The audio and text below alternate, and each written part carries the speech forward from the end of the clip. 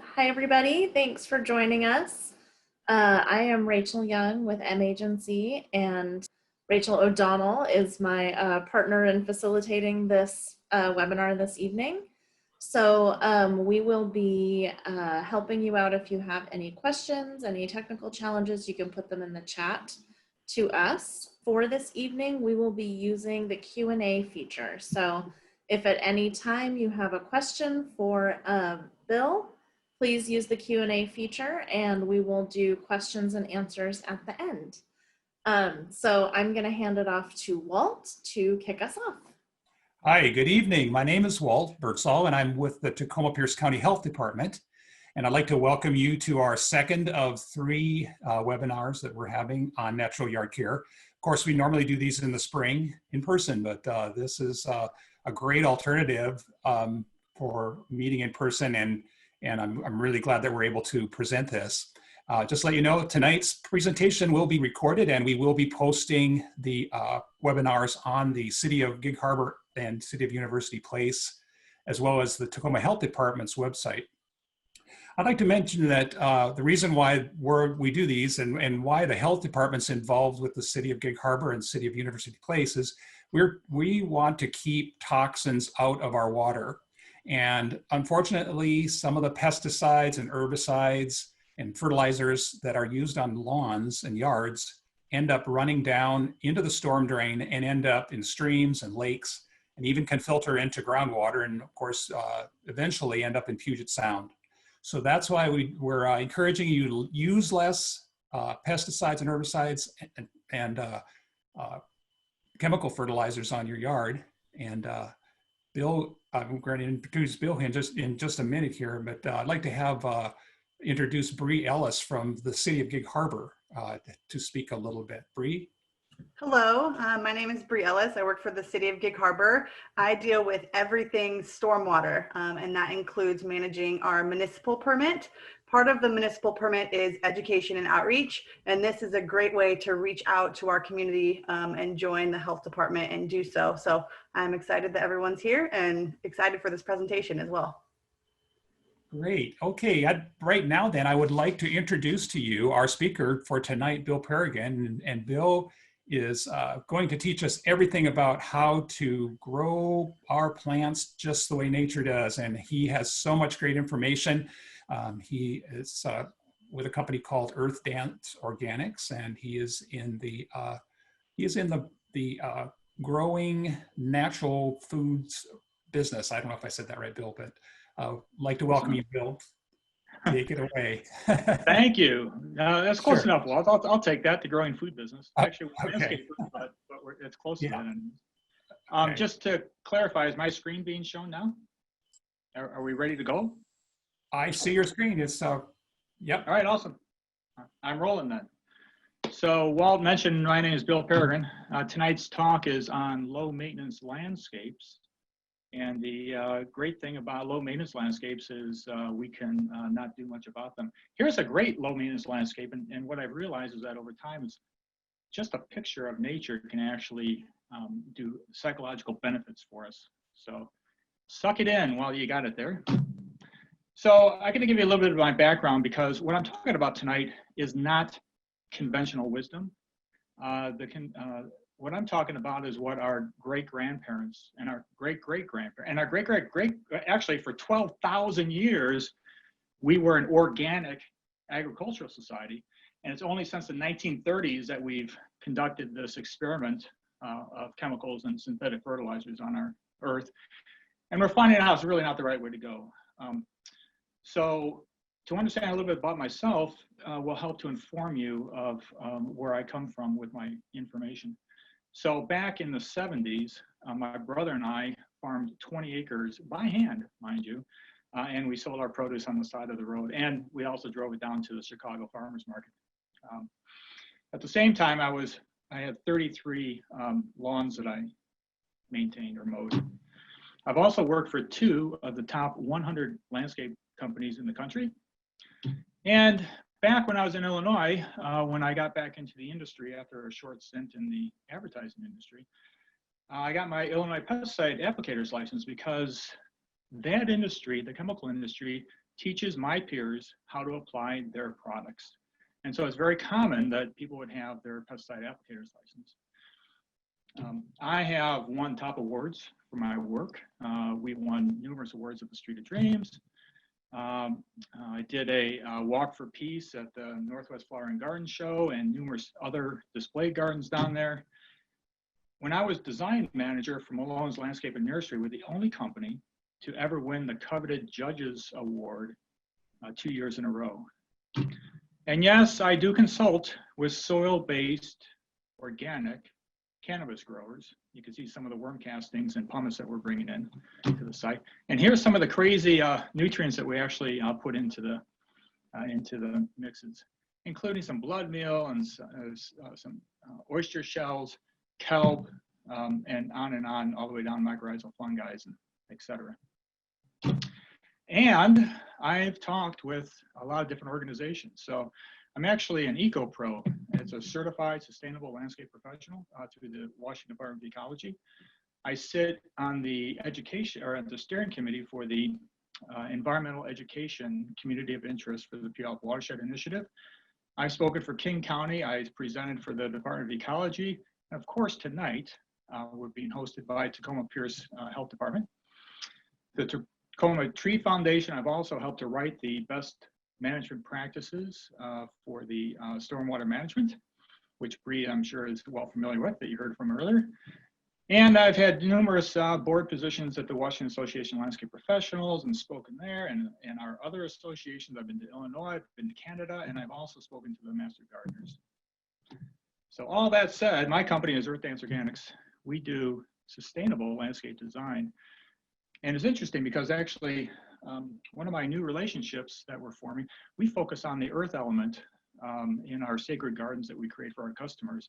But recently I've engaged some yoga professionals to help us inform our designs around the body, mind, spirit aspects of their profession. And so now we're actually developing sites that are even more engaging.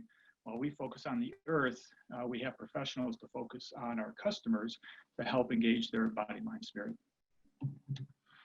We also do low impact construction or installation work.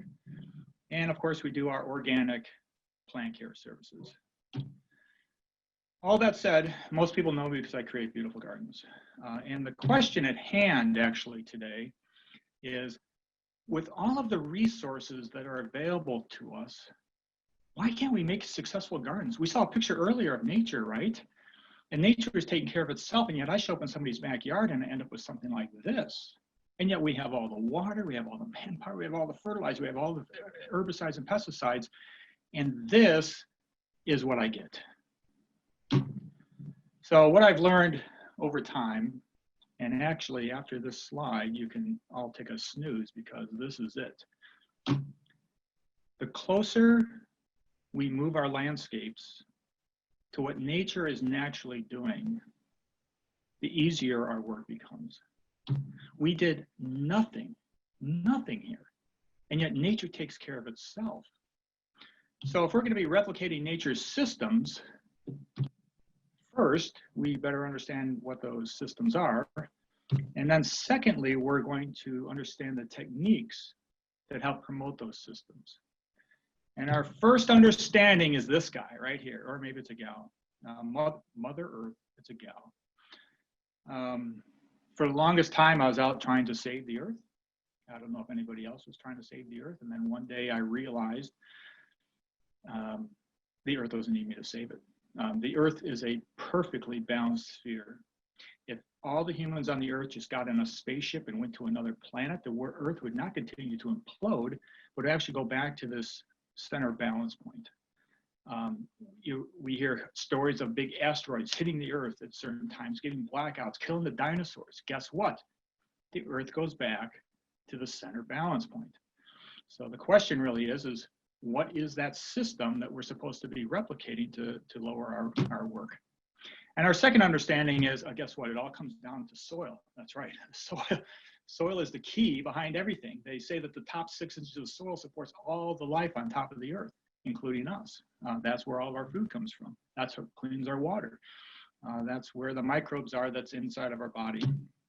So 500 years it takes to create 1 inch of soil, and 30 seconds we can destroy it.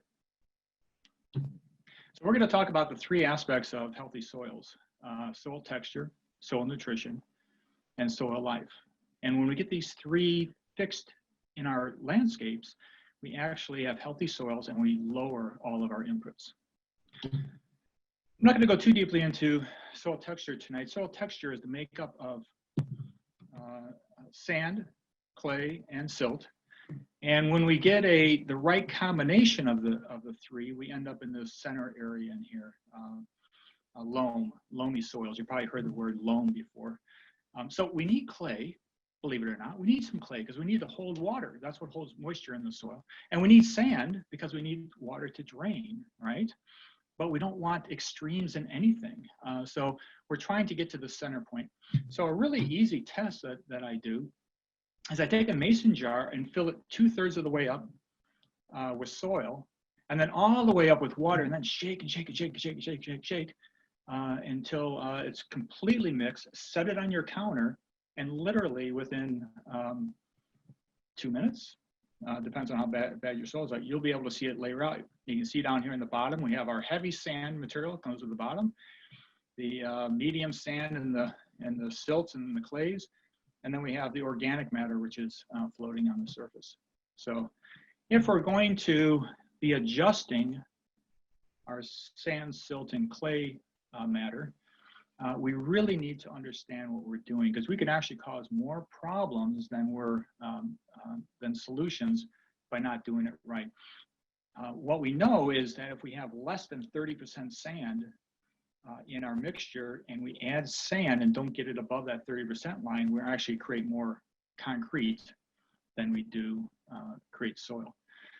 So the best way to actually amend our soils is actually with compost.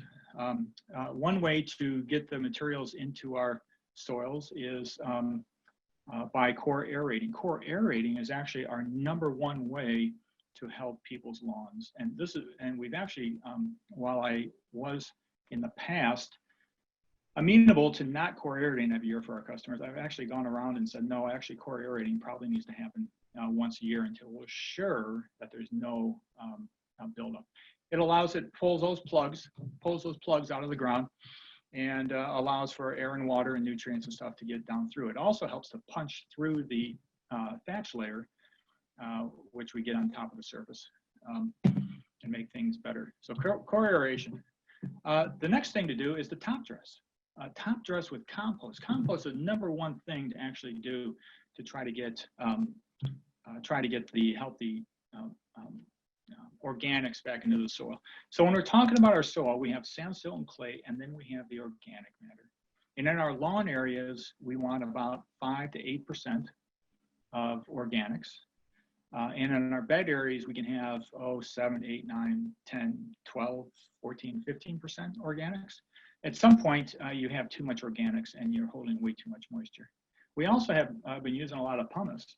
Now, pumice is a great mineral. It's actually a mineral product. This one's out of Oregon, that has lots of pore space to it. That means lots of air, opens up the soil, and we've been mixing that, if we have clay soils, with the compost and the pumice. Pumice and a coarse wash sand. So that's it for soil texture.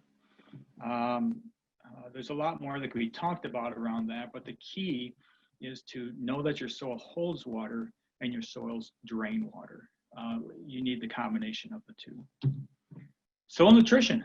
So when we talk about soil nutrition, what I've realized is that it's really easy to talk about soil nutrition when we're talking about your refrigerator, because the soil over here on this side is just a place to hold nutrients until the plants use them. So you can see here in your soils, if you have a lot of black material on the top, that's a lot of carbon material, and that's highly beneficial for the plants, and it's also the place that all those nutrients are being held. So here's all the different types of material, minerals, and macro and micro nutrients that the plants actually use. Every property that we work on, we do a soil test, because I could come to your house and I could look at your plants and I could make a decision about what may or may not be happening with your plants. But it'd be a whole lot easier if I just go open up your dang refrigerator or your soils and take a look inside and say, oh, you need some milk and you need some eggs. Let's fill it. Let's get the right stuff actually happening here. The cool thing about this entire process is that the minerals that are in the soil actually are also highly beneficial for us. So there's an entire sequencing here of all the materials. When we're looking at a bag of fertilizer, they always list the 3 macronutrients, being nitrogen, phosphorus, and potassium. Nitrogen is used quite heavily by the plants, and that's the one that you'll find in the synthetic fertilizers has a really, really high number. And we're going to talk about the difference between a synthetic fertilizer and an organic fertilizer in a second. But the first thing we need to understand is we need to have a little conversation around nitrogen. What is nitrogen? Why is it so valuable? And why do we focus so much on that one element? Because 78% of the air that we're breathing right now is nitrogen. It is in a form not used by plants, but that's how much nitrogen there actually is. Nitrogen occurs in all organisms. 3% of our body is made up of nitrogen. It's the fourth most abundant nutrient that's in our body. Let's see, carbon, oxygen, hydrogen, and nitrogen. It's found primarily in all amino acids, and it's required for chlorophyll, all the other great things you see down below. Plants use these forms. So N2 is what's in our atmosphere right now. And the N2 gets fixed into the soil naturally through things like cows pooping, or organic matter decomposing, or actually lightning actually puts nitrogen into it. And these are the forms down here that they're actually using. But all of this processing down here, everything that actually happens down here, is all because of soil biology.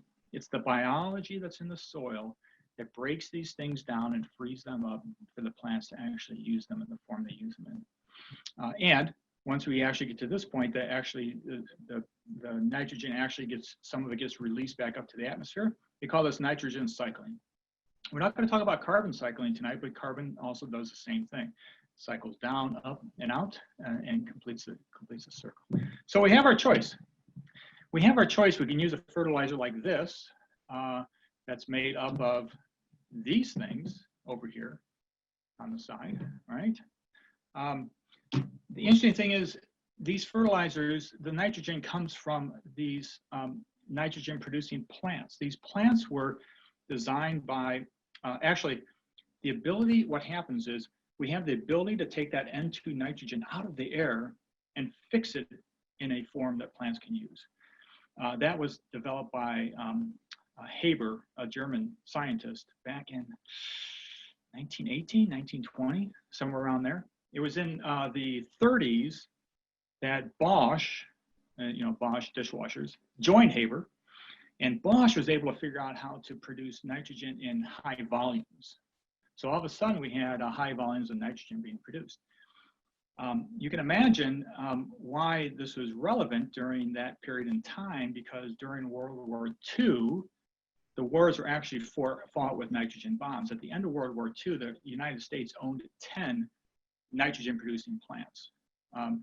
So this form of nitrogen, and we're not going to get too much more into the politics of it, but this form of nitrogen is highly condensed, and it's as if we're filling our refrigerators full of rock stars, right? We're deciding what the plant needs when it needs it, and we jack it up with the nitrogen when it actually needs it. And of course, we also know there was a guy, Timothy McVeigh, he took down a building in Oklahoma City with a truckload of nitrogen fertilizer. So that's how powerful that material is. That's what we need to get an understanding on when we're actually using it. In this situation, we are deciding what is best for nature. Remember, our talk tonight is on low maintenance landscapes. That is not low maintenance. On the other hand, we have things like this. We use a lot of Hendricus fertilizers.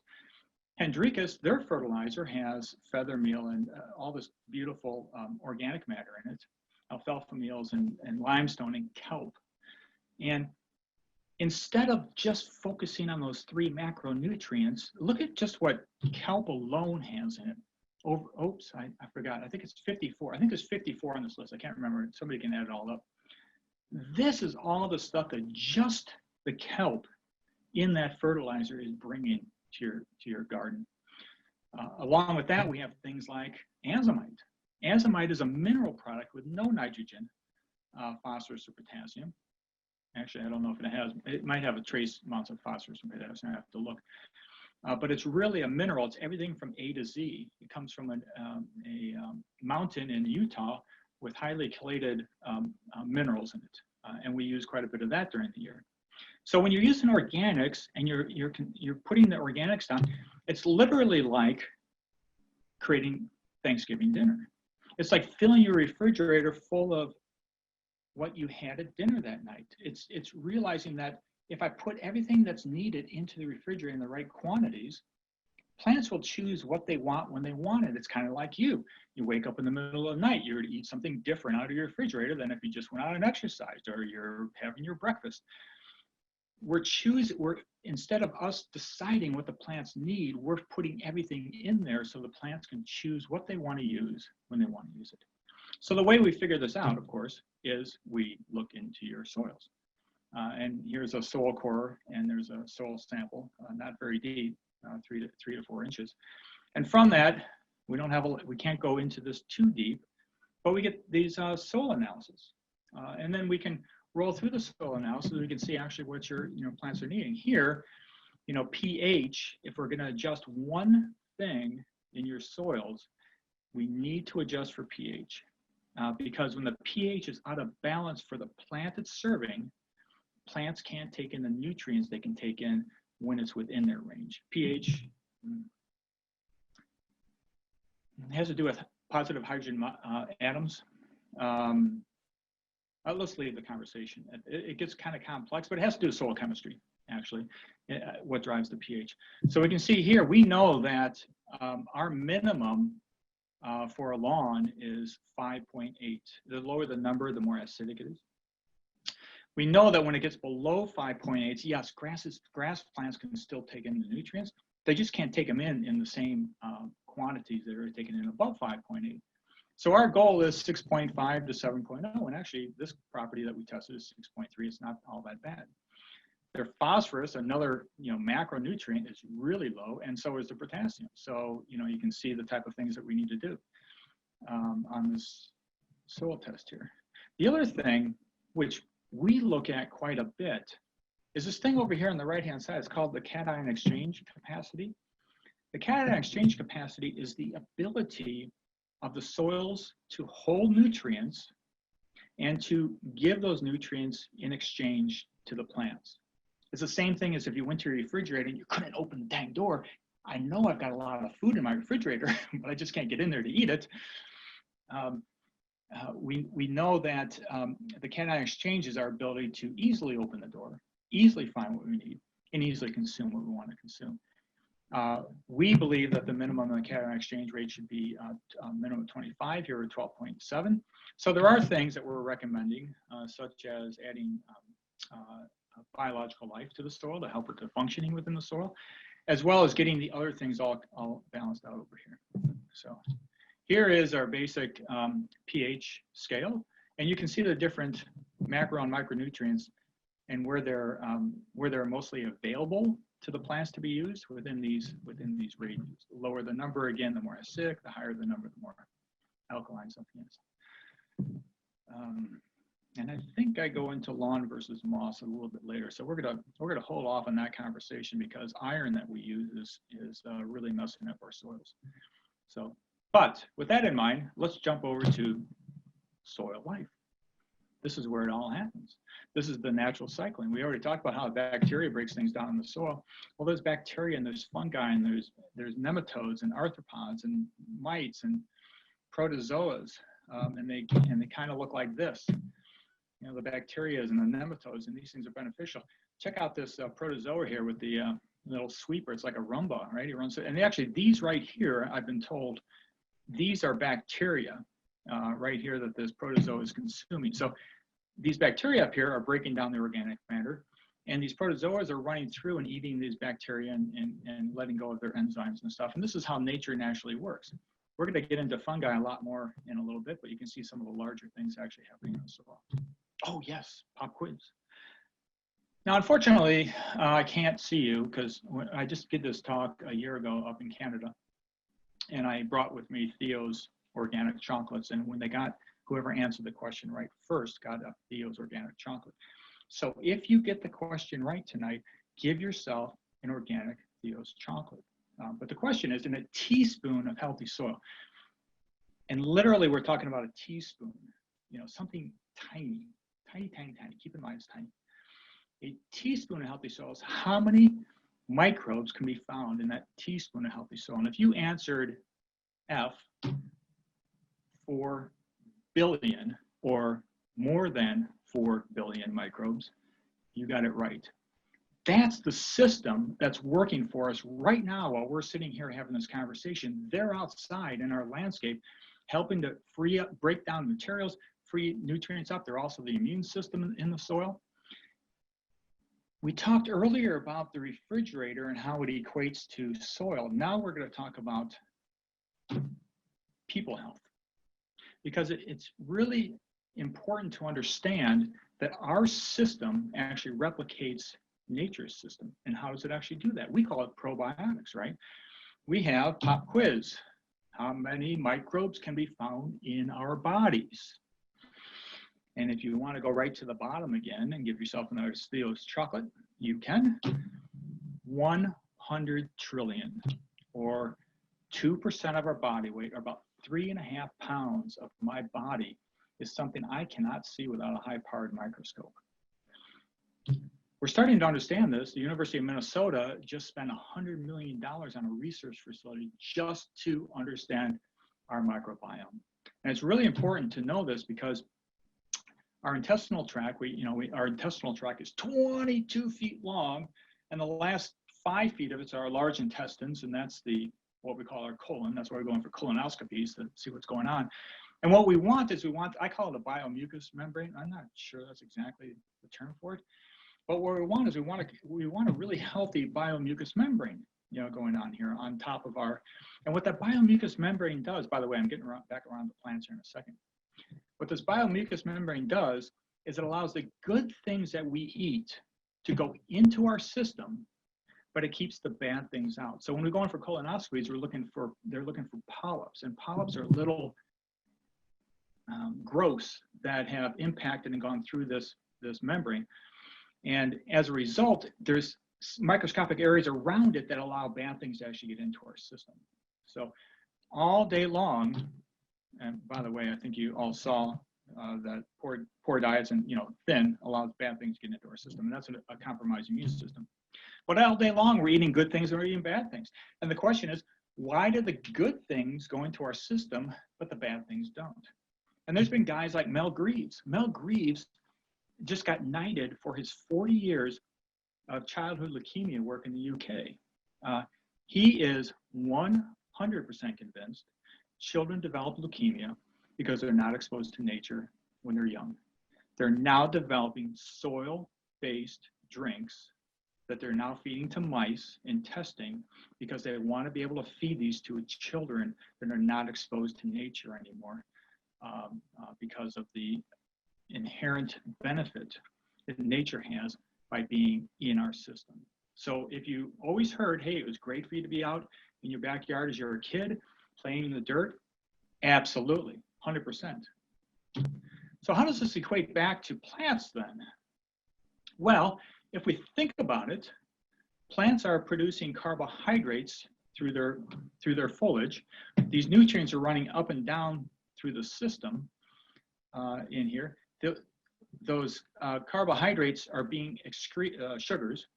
That's why we tap like maple trees, right? To get the maple syrup out of it. Those sugars are being excreted out through the fine root hairs of that plant. We have 4 billion microbes per teaspoon that are in the soil. And what they're literally doing is they're literally following those hairs out, feeding on those carbohydrates. You know what that's happening down there? They're creating biomucus membranes around the root hairs of the plants. They allow good things to go through into the plant, and they keep the bad things out. Architecturally, it's the same system as in our body, is what's happening in nature. Some of the other fun things we have in the soil are these mycorrhizal fungi. These mycorrhizal fungi form a symbiotic relationship with some plants, and some our fertilizers, I think, have the 17 different spores in there, and one plant may activate one spore, and another plant right next to it may activate a different spore. And actually, my little story is, I was telling this to one of my customers once, and he pops me in the arm and goes, "Bill," I said, "What?" He said, "That's what my grandfather was doing." I said, "What was your grandfather doing?" He said, "I used to go mushroom picking with him up in the mountains, and I never understood why he would get up there, park his truck on the side of the road, and get out and have himself a cigarette, and for 5 minutes, he'd be looking up at the mountains, and finally he'd point his finger and say, 'We're going there.' I never knew why we're going there. It's because particular strands of trees around the world produce a particular type of mushroom. That is top growth of the mycorrhizal fungi below the soil. But one thing to understand is there is the fungal growth under the soil. They estimate it at over 1.6 million different species of mycelium on the earth. They think about 30 to 40,000 of them actually produce the top growth, the mushroom. So the question is, by the way, if you've ever dug a plant up and it comes up like a big sponge of roots, that is a symbiotic relationship being created with that plant. Okay, teaspoon. Back to teaspoon. Healthy soil. How many miles? This is not feet. This is miles now. So not to trick you a little bit here. How many miles of fungal threads can be found in 1 teaspoon of healthy soil? And if you drop to E, you are correct. 8 miles in a teaspoon of healthy soil. And what you're looking at here is you're looking at a close-up microscopic view of this is the root hair on the plant right here. These are the mycorrhizal fungi. And actually, these mycorrhizal fungi, they sit just underneath the epidermal layer of is that what they call a root hair? I mean, that's our layer, right? Same thing. They sit just underneath. I'm a landscape guy, by the way. So if you need to get the science, we'll get a scientist in here. But it sits just like our hairs, sit just underneath the layer of the root hair. And what they're doing is they're pulling additional nutrients and minerals back into that plant, feeding that plant to keep it healthy. Here's an example of a plant that is inoculated with mycorrhizal fungi and one that's not. Same exact plant. And we already talked about this, but there's the top growth, of that mycorrhizal fungi. So how we actually bring biology back into your landscape is we brew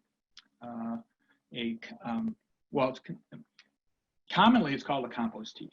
We actually use worm castings, and we brew a castings tea.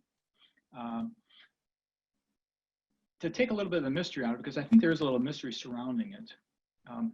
What the brewer does is we drop a sleeve of biology into the brewer, and for 24 hours, there's huge air stones in there adding boatloads of oxygen. And then there's food in the water. There's micronized fish, and there's sea kelp, and there's backwanos, and there's things in there that the microbes feed on. The whole purpose of the brewer is to multiply what's in that sleeve into the water so we can apply it on your property.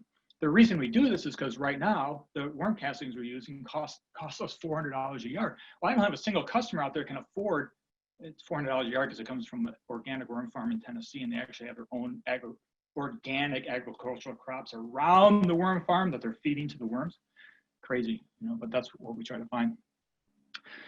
But when we brew it, now I've got 300 gallons of it in the morning that our technicians can come out and apply to your property. You get for a very cost-effective and a very easy way to deliver it to your property.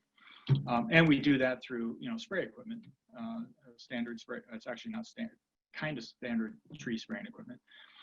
We can't actually use standard spray equipment because we're dealing with live biology, and the pressures in those regular, the ones that the tree guys use, we kill the biology. But we can still go up about 45 feet into the trees with ours. So the good news is you don't need our service. And it's not that I don't want to do a service for you, but if you just give nature enough time, if you bring in the biology in those composts that we talked about earlier, if you don't nuke your property with chemicals and pesticides, nature will actually provide everything it needs over time. All we do is we offer a service that allows us to come in and get it done more quickly, right? We can jack the biology overnight and make everything start functioning a lot more quickly. So a basic principle in nature, when we're talking about how can we use nature for free, right, is a plant's best food is its own foliage. And this is why we don't have to go up into our native areas and fertilize anything, because everything up there is taking care of itself, right? All the trees, I mean, the trees take the nutrients and the water from the soil, boatloads of radiation from the sun, create their foliages, drop those foliages to the ground, they become things like this. So if you want to lower your maintenance, we actually recommend do not rake your leaves out of your beds. Rake your leaves into your beds. Yes, you need to get it off your lawn because it'll smother your lawn grasses and make your lawns mushy. But rake them into your beds. If you don't like the look of them, rake them off next April or May when you want to improve it. Or better yet, leave it in place, put a layer of compost over the top, or it has more microbiology in it, or a layer of bark over the top, if that's what your preferred medium is, or even the best one is arborist chips, which can sometimes be gotten for free at getchipdrop.com. I think it's on our resource page. We'll get to that in a little bit. And that's what the plant wants. All the enzymes, all the food, everything that plant wanted, it created during the year. When we remove it from the system, we have to supplement back more. And that would be true for our lawns too. Here's a fun fact. 1 inch of grass over 1 acre is equivalent to a 100-pound bag of 100% nitrogen. That's a lot of nitrogen that we remove from the system when we go pick up our grass clippings on our lawn, right? It should be noted that 100.00 is 100% locked up in the grass blade when we first cut it. It takes the microbes in the soil to free it up, and we don't free up 100.00 because a lot of that, as we talked about earlier, a lot of that does nitrogen cycling, goes back up to the atmosphere. But literally, that's how much energy we're removing from the system when we pick up our grass clippings. So mulch mowing is the #1 thing that we recommend. Mulch mowing is awesome. All the mowers nowadays are all mulch mowing compatible. Even my peers that say they can't mulch mow, they can. They have to put a different blade kit underneath, because what happens in the mulching mowers is it kicks those grass blades up into the deck and cuts it 2 or 3 times before it drops down. So you don't end up with big blades anymore. You end up with really tiny blades. And if you cut your lawn when it's 1 inch or less, you almost never have any problem with dogs or cats or anybody tracking into the house. It just doesn't happen.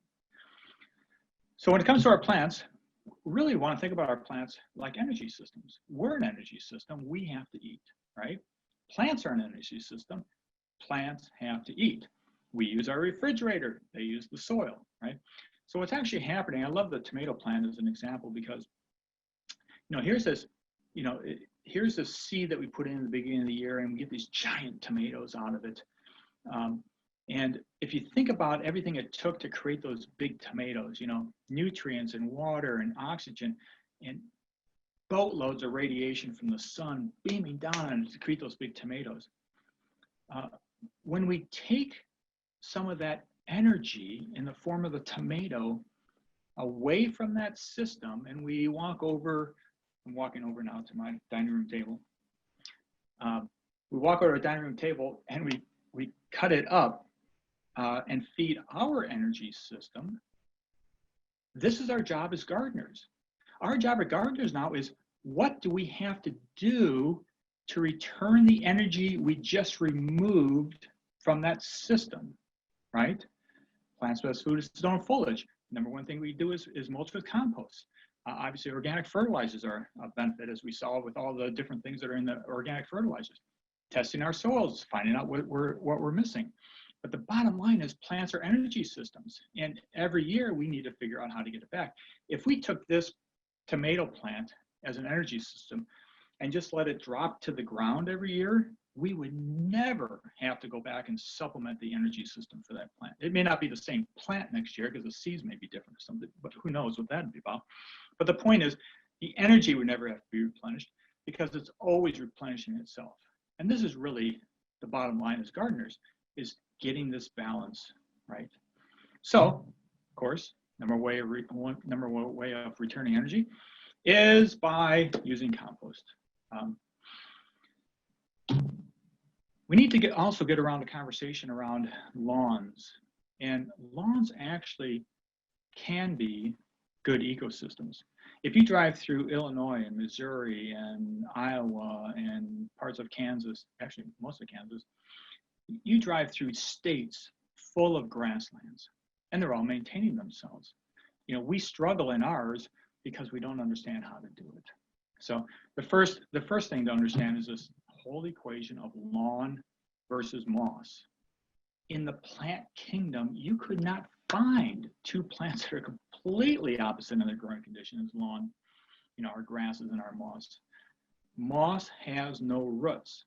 It's only growing where the grass is not thriving. The problem in the Pacific Northwest is mosses are native plant and grasses are not. At least the grasses that we're trying to grow in our lawn are not. And so for growing moss, but we want to grow lawn, we literally have to change the cultural conditions. One of the big issues is that we think iron as a moss killer is a panacea product, right? We throw it out across the lawn in the springtime. That moss turns dark brown or black, and the grass increases the chlorophyll in the grass, and the grass turns nice and green, and that starts to grow up, and we think, hey, this is working. No, it's not. It's opposite of what we need to do. That iron, if you recall, I'm not going to go back to the slide at this point, it's too far back. Iron has a pH of 2.0. Every time we use iron to kill moss, we're encouraging moss growth down the road. It may look like a panacea at the point we use it, but they're selling us a false story. Oh wait, it's fake news. They're selling us fake news at the box stores of the world. If we want to grow lawn and we're growing moss, we have to change the cultural conditions. You can see what the cultural conditions are here that the grass actually wants. So pop quiz for you. Theo's organic chocolates are on the line.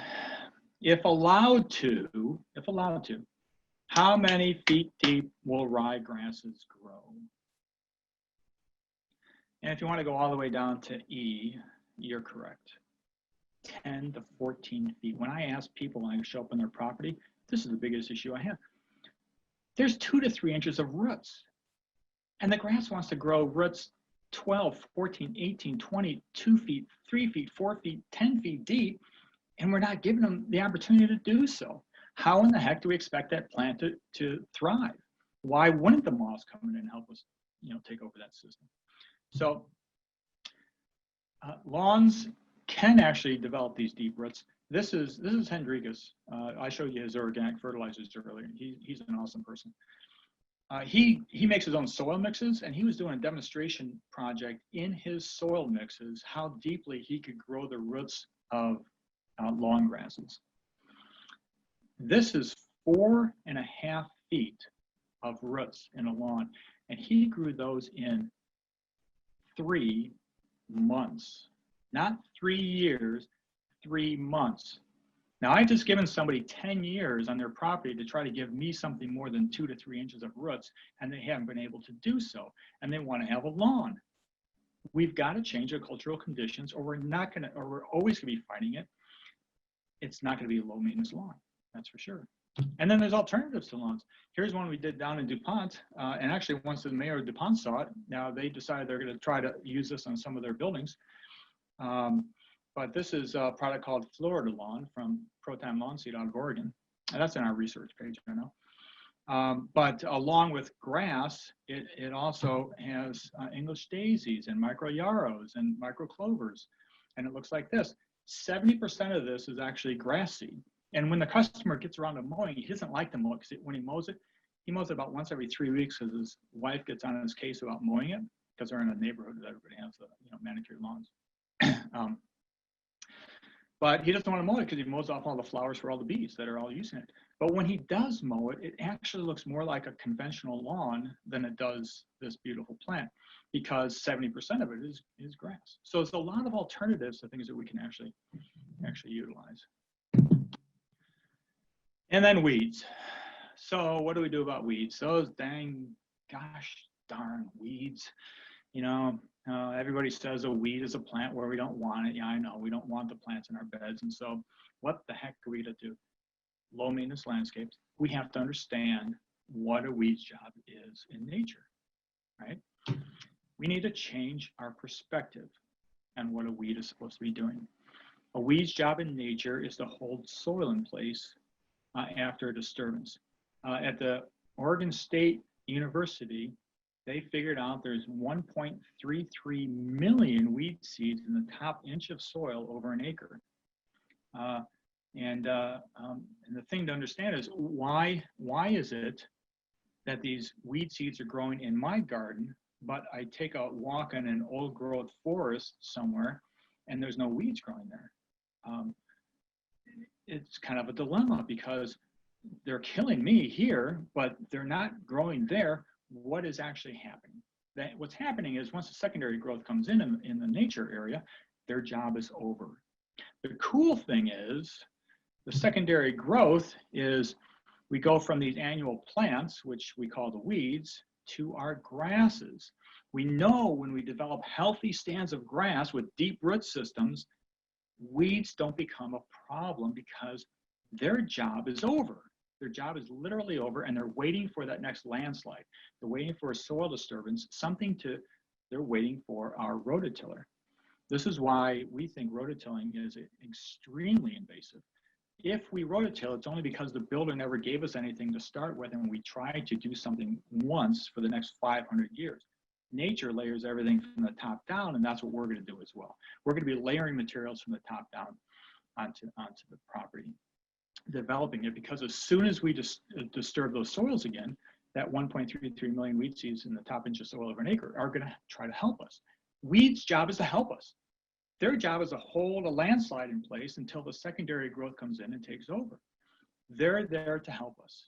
We think they're a problem. Every time you have a weed, it's because it's a specific issue that they're trying to solve for us. So we have the summer dormant grasses that we can do, which is awesome. It's a low maintenance technique. If your grasses are healthy to me would be meaning more than 9 or 10 or 11 or 12 inches of roots. It's okay to let our lawns go dormant. They will come back and they will look good again over the wintertime. Also, when we're using organic fertilizers, we're actually applying, I don't think I actually touched on, I didn't actually touch on the difference between organic fertilizer and a synthetic fertilizer. Here it is. In a synthetic fertilizer, let's say, we'll go back to that one bag, let's say it's a 20-0-0. 20% of that bag is synthetic nitrogen they made in that petroleum plant. They attached it to a piece of clay so that you could spread it out your spreader, right? That means 80% is clay, 20% is a synthetic nitrogen. In an organic fertilizer, you start out with a product which is 100% humus-based material, whether it's chicken or fish or alfalfa, whatever it is, the formulation comes from that organic matter.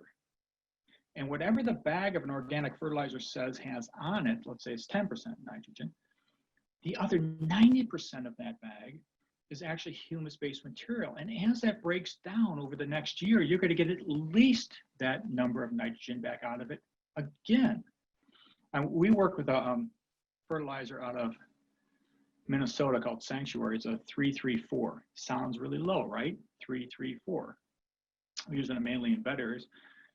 But the research that they provide us says that over the course of the next year, we're going to get another 812 out of a 334 product. And this is why when we're doing our services, yes, we're like True Green Chem Lawn. We come to your property 6 times a year. But as we develop your system, the plants start to take care of themselves. The refrigerator starts to get full of grandma's Thanksgiving dinner, and we actually reduce our workload. So we may come out 6 times this year. Eventually, we're going to come out 4 times. You know, we generally end up 3 times or so on people's properties.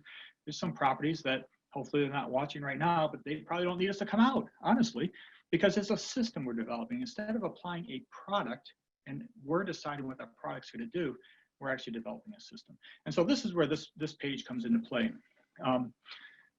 What happens is when we're using organic fertilizers, we're not focusing on the nitrogen value. We actually decrease the amount of mowing we have to do. We don't damage the plant. We're giving it what grandma's Thanksgiving dinner. We're giving it exactly everything that, everything that it needs. So, excuse me for a second, I gotta check. I'm supposed to check over here every once in a while to make sure that I'm not running out of time. So that's our 3 pillars of healthy soil. Oopsie, get rid of that. Our 3 pillars of healthy soil are soil texture, soil nutrition, and soil life. When we get those in balance, we've got it made. The 4th pillar, I think I'm going to go for it. Yeah.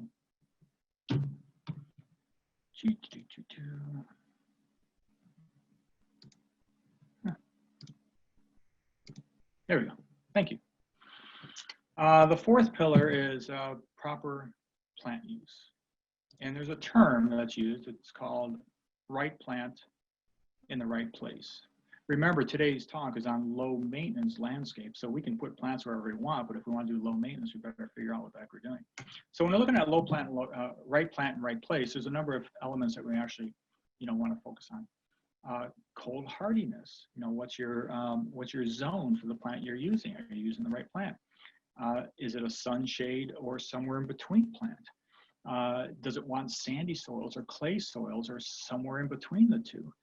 Some plants, actually like the Carex family, love sitting in more clay-based soils and heavier water. We use them in rain gardens. Grouping plants by their water usage. If I have a plant that's really water hungry, don't plant it right next to a plant that can go without water, because you're going to be overwatering one and possibly underwatering the other. Ultimate growth size matters. I think we're all in agreement. I'm not going to plant a Douglas fir tree as a foundation plant on the corner of my house, but a lot of times we put in plants that are going to get 6 to 8 to 10 feet tall as something we're going to hedge at 3 feet high. Oh my gosh, talk about a lot of maintenance. Companion plantings. There are a lot of plants that actually support other plants in the way that they're used. Native plants versus cultivar plants. Native plants have been here for 10,000 years. The cultivars have not. We need to consider that. And the ecoservice benefits of the plants. Are they feeding the birds? Are they feeding the butterflies and the bees? What other benefits are they actually providing other than just looking pretty? And then there's other activities around the plants that we're going to hit on as well. So right plant in right place. I love this picture because this is late summer and they've done nothing. They've literally done nothing. Now, I know that a lot of people watching this live presentation are going to think this looks messy. I love it personally. We've got the lavender, we've got the yuccas, we've got daylilies, we've got Japanese maples and ilex in the background. I can see a palm tree we put in there. And actually the yellow, I think is, can't remember what the yellow is. It may be an abelia, it may be Francis Mason abelia. But if we can actually just touch our plants once a year, to me, that's low maintenance. If I can go in and just prune these lavenders back late in the fall and call it good until late in the fall next year, that's pretty dang low maintenance. There's an awesome book I recommend. It's called Practical Permaculture. And while we're not all permaculture permies, we're not all permies here, there's actually some really, really good information captured in here. Jessie Bloom is one of our local landscape people, and she does a wonderful book along with Dave. And in the book, there's some really good things on the design process of looking around our property to decide what it is we're going to plant and how we're going to plant it. And they look at things like, which are available, topo maps and aerial photos and soil maps and where's your partial, and then you develop some sort of working plan around that. From that, you develop, your measurements and site analysis and different zones. We talked about that earlier, putting the right plant in the right place, and developing scales. So we're not going to get too far into this, but I do want to quickly run through kind of a visual example of how that actually may play out. So here we have your property, and we have, the driveway and the house and flower beds and open sunny areas, high dry area over here.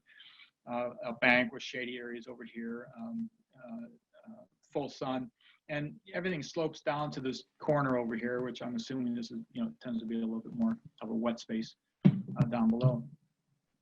And so, we look at that and we say, well, we need to, be zoning our plants for these particular conditions. So we start to say, okay, so in the high dry area, what plant material can I use that would be relevant for that area? And once we start informing ourselves on the different types of plants in these different areas, we literally lower our maintenance quite heavily. And we may have wetter plants down here in this bottom corner, this dry upper bank area here. Then, once we're done with that, we look at how do we zone for water usage. Okay, so first is understanding our site. And the second thing is how do we work with our water? Generally speaking, it's not true always. Generally speaking, when we're looking at landscape design, we're looking at things which are closer to our sitting areas, like our back patio, tend to take more maintenance. Maybe there's more deadheading, maybe it takes more water. But those plants there are grouped according to their water usage, so they're all kind of acting in the same fashion. As we move away from your house into the back 40, we're trying to make things more take care of themselves.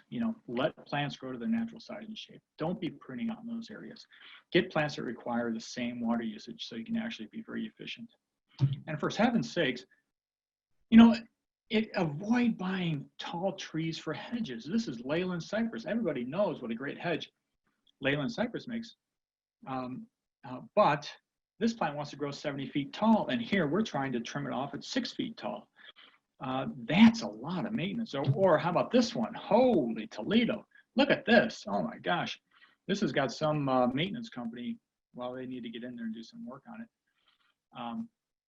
Look at the amount of maintenance in here. Try to stay away from these tightly trimmed plants, particularly when you're trying to layer. They're trying to accomplish something here, and what they're accomplishing is lots of work. This is nice. Avoid sculpting plants. You can see that the problem with sculpting, or the problem with shearing plants tightly, is that as soon as one of the little sprigs gets outside the boundaries, they become very aggressive. And now all of a sudden I got to go back and prune them again. So what do we do instead? Do things like consider soft hedges. Things like lavenders make wonderful soft hedges along walkways. Prune them back once heavily in the fall. Let them grow for the rest of the year until the next fall.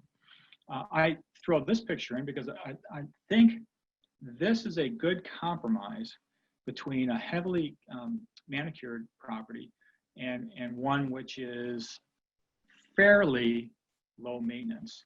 We can see that they're using the Taxus family, the U family. These are probably, I don't know which one they're using. The U's may put on 6 inches of growth a year. Now, if I'm trimming a plant tightly and it's only going to put on 6 inches a year, I don't have to prune it a whole lot. Then they're putting some blue oak grass out here in the front, and they're massing, plants so they have a larger variety. Blue oak grass once a year, run your fingers through it. Looks like they have a whole bunch of roses in the back. The roses are all the same variety, and it looks like they're all shrub roses. And then they've used Column gratis behind that. That's the Carl Forster reedgrass is the common name on that one. That stays nice and columnar. So I think here's a nice combination of trying to reach a compromise between, hey, I want something that looks aesthetically pleasing, but I really don't want a lot of maintenance. And I think they did a pretty good job on that one. Here's a property we did when I was in Harmony. By the way, in Harmony, Ladd Smith is talking next week. He's awesome. You'll want to check in on him. $3.5 million house, no lawn in the front. Here's a front yard of a Street of Dreams home, no lawn in the front. Here's an area of a property that was getting a lot of excess moisture, and the grass was not thriving in this area. So we put vegetable beds in. What a great place. I mean, if you're going to hydrate something, hydrate vegetable beds, right? So a great area in the lawn. Took out this front yard lawn and installed a rain garden. There's a rain garden actually behind here in this area with a sitting patio next to it.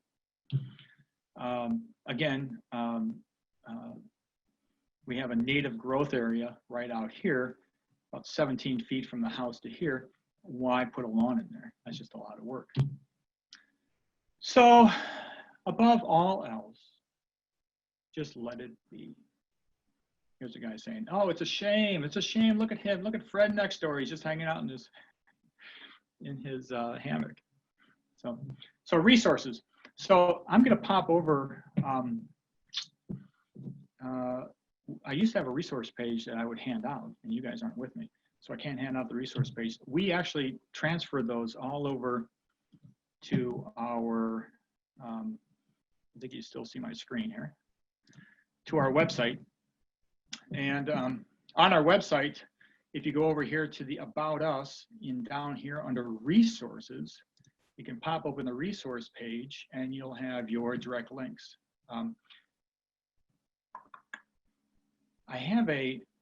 I don't have time in this talk, given an hour, to talk about low maintenance plants, and that's a whole hour talk in itself. But I have a list of low maintenance plants that we refer to and use, and I'll have Anna or Kathy add that to our website. But if you would like a copy of that earlier rather than later, you can pop down here to contact us and say, hey, can you email me the list, and we'd be happy to email it to you. But as you roll through this list, here's nutrient cycling right here by Dr. Elaine Ingham. Awesome. Great books. ProTime Lawn Seed. Let's see what they got going on at ProTime Lawn Seed. So here's, this is Florida lawn. This is the Blanche, which is French, of course, which is white instead of the one that I showed you earlier. We've done 2 of these this year. You can pop over here to ecology mixes. You can see here's the Florida lawn that I showed you earlier. I think we've done 2 of those this year. Let's see what else we've done this year. Oh, verdant lawn. So if you talk to Kathy in our office, this is Kathy's hamster right here. She got home from vacation and the lawn had grown up nice and tall, so she put her hamster out in it. Oh, I'm sorry, that's a guinea pig, isn't it? Put her guinea pig out in it to chew on the plants. So our goal is to, of course, we like to do services for people, but really our mission is to try to help educate people and to try to get them to change their ways and develop more low maintenance landscapes. So check out our site and we'll continue to update this as we get more information. If you have a really good site that you think needs to be included in here, just let us know and we'll include the link over here as well. So, okay, I'm going to stop at this point and turn it back over to somebody that's going to pop up on the screen, I think, and help me out figure out what we're going to do next. There's Rachel. Hi, Rachel. Hi. Oh, that was fascinating. Thank you. So if you guys have any questions for Bill, please put them in the Q&A. We do have a couple of questions here. So our first question, Bill, is from Linda. And she says, are there basic things to do without a soil analysis?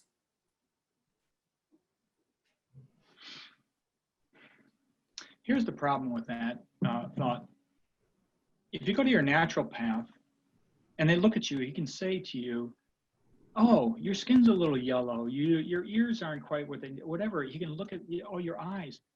He can make a judgment call about what is needed. Or he could pull blood sample and see what's going on behind the scenes. So yes, you can read the tea leaves. You can read the plants. You can look at a plant and say, oh, it looks like it needs more nitrogen. But if you don't have a balance in the system, just applying one thing is not getting the system back to a low maintenance aspect. And we're talking about low maintenance landscapes here, because yeah, if you want to go out and nuke your property with, you know, synthetic fertilizers, it's going to perform, right? It's going to do something immediately. It's not going to stay that way for long. As a matter of fact, over time, it's actually require more and more of that, as opposed to organics required less and less. So are there things we can do? We can mulch mow. We can give back plants what they want. We can stop picking up our leaves in our beds and rake our leaves back into our beds, giving back the plant its own foliage. These are things we can do immediately without doing a soil sample, sure. Great. All right, so Bonnie is asking, are you familiar with Sumner Grow, and what do you think about it? Sumner Grow, are we talking about the fertilizer?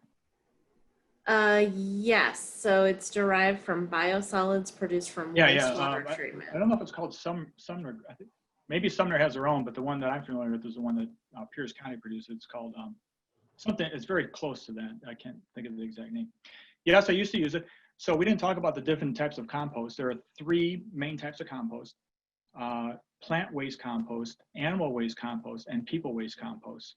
So you can go to Tegro. You get Tegro. It's a people waste compost. The biosolids is a people waste compost. Personally, if we go back to the one slide that says the plant's best food is its own foliage, I tend to always go back to yard waste compost for plants. I don't think there's anything wrong with the bio waste products. As a matter of fact, there's probably not a product out there that's more heavily tested for everything that's in it. The problem is, though, that we can't control the waste stream. So people will flush antifreeze and oil and everything else, and all the, you know, drugs are taken and stuff down their toilets, and that all ends up in some sort of fashion in the material. So if we're going to use it, let's use it in areas other than what we're eating. So in areas other than vegetable gardening. Though I do want to emphasize, there's no research to show that it can't be used in vegetable gardening. I just personally want to use it. So the fertilizer, so that's the fertilizer that's made from the people waste compost. Thank you. So the next question is from Will, and he's asking to clarify how much water on established organic lawns, 1 inch of water per week or per month? That's a great question, actually. Thank you for bringing that up. So the research actually shows that in our area, in order to keep the grass at a green level, we need 1 inch of water per week. But different places use more water than that. So a golf course may use 2 inches of water a week because they have an aesthetic they're trying to establish. You don't need anything more than 3 inches a week for anything, even golf greens. So it's between 1 and 3 inches. 1 is the minimum amount to keep it somewhat green per week. Awesome. And I have a question. Yeah. Can you talk a little bit more about the iron and lawns? I am currently subscribing to a lawn care system that's full of iron, and it sounds like maybe that's not the best thing. Yeah, it's not the best thing. Well, unless you want to grow moss. Do you want to grow moss or you want to grow grass? What would you like to grow? Grass is the intention. Okay. Wait, I'm trying to find the, you know, I find the slide. Where is that slide? Oh, here it is.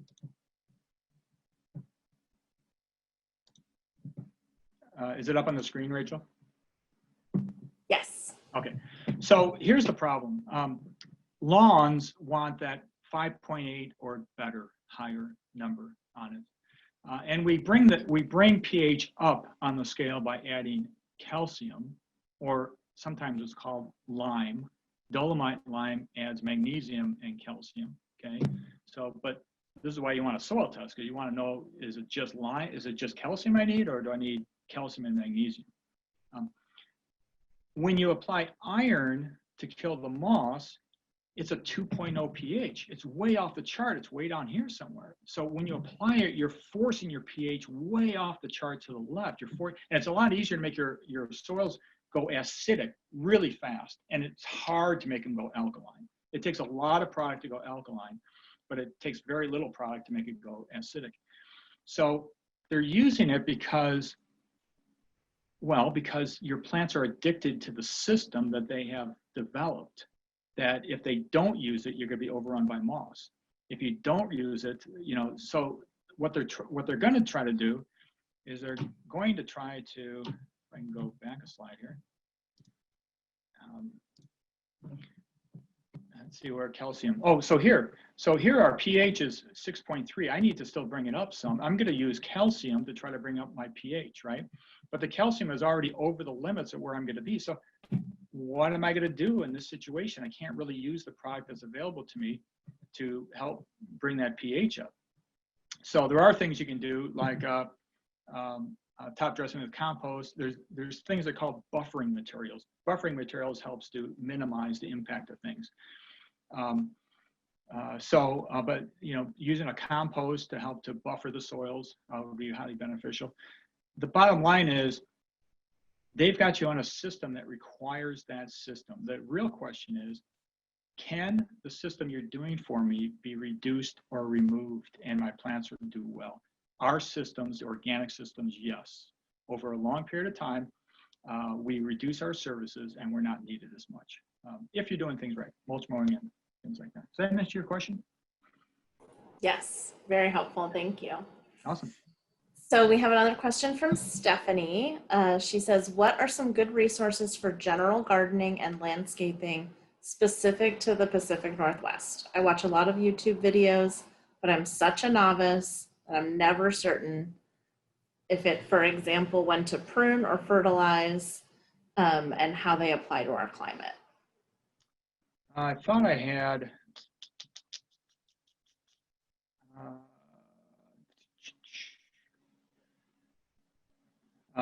you know, there are some wonderful books specific to the Pacific Northwest, and I have them in my library. I don't see them on my list here. So if she'd give us, Stephanie, if you'll give us 48 hours, we'll add some more resources to our list here so that you can refer back and find some books that I've read that are specific to our gardening Northwest. This is a great book. I find it right here. Oh, right here. An awesome book. Time out. I'm back. Winter gardening. You know, this is awesome. Talks about all the vegetables and stuff you can put in during the winter time. You know, so you can actually be gardening all winter long. And it's specific to the maritime Northwest climate. So yeah, so we'll put some more resources on there. Thank you for bringing that up. Awesome. Well, that's all the questions we have. So we can hand it back over to Walt. And, oh wait, we have one more question from Ruth. What would be the minimum amount of water to a lawn per week if you just want to keep the roots alive and naturally green up in the fall again? They recommend 1 inch per month. And I haven't seen any. So here's the issue at hand. I've lived here since 1993. I came from Chicago. I have been a huge advocate of trying to fix soils and quit putting so much emphasis on irrigation systems. But 3 springs ago, this spring actually was really nice. We had rains all the way into June. But a year ago, our last rainfall was April 17th, and we had less than 1 inch of rain all the way until September 17th, right about this time of year. If you don't hydrate in some fashion, the roots of the plants, they are going to die unless they're truly xeriscape, you know, plants, and our grasses are not. Particularly when you don't have deep root systems. If you have shallow root systems, it's a problem. So the research I found, it doesn't say, is that 1 time a month I'm supposed to apply it, or am I supposed to apply 1/4 inch per week? You know, I don't know what the right answer is there, unfortunately. But it is, but the research says 1 inch a month. All right. One more question from Pat. Any plants you recommend that have shallow root systems for over septic lines besides grass?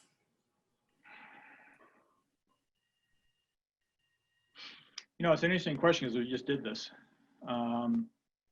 And I think generally speaking, you can look at the head of a plant and that's pretty much offset by its root system. Now, we know things like rhododendrons do pancake root systems and don't do taproot. So obviously you don't want to stay away from taproot plants. But I would say that our ground covers would inherently have more shallow root systems, that our ground covers would be beneficial in that situation. And that's actually what we ended up putting on top of a septic line on a property we just worked on recently. We put deeper root plants away from it, and the ground covers and the shorter plants up here. So good question though. And that would actually, as a designer, I would want to do more research on that before I actually recommended plants on a design like that. Okay, so Dee would like to know what kind of fertilizer we can use for grapes. Good question, Dee. My brother owns a winery in Wisconsin, of all things, and I could ask him. But when we're talking about, so actually what the difference here is, I'll explain quickly. I do horticulture, and horticulture, basically, we put out into the landscape kind of a series of products that the plants will sort out what they want to use when they want to use it.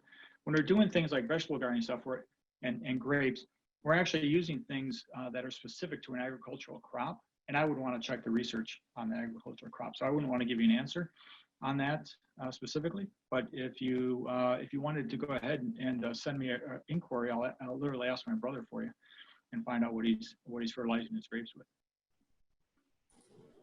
Great. Well, it looks like that's all the questions we have. So I'm going to hand it back to Walt. Well, thank you. I'd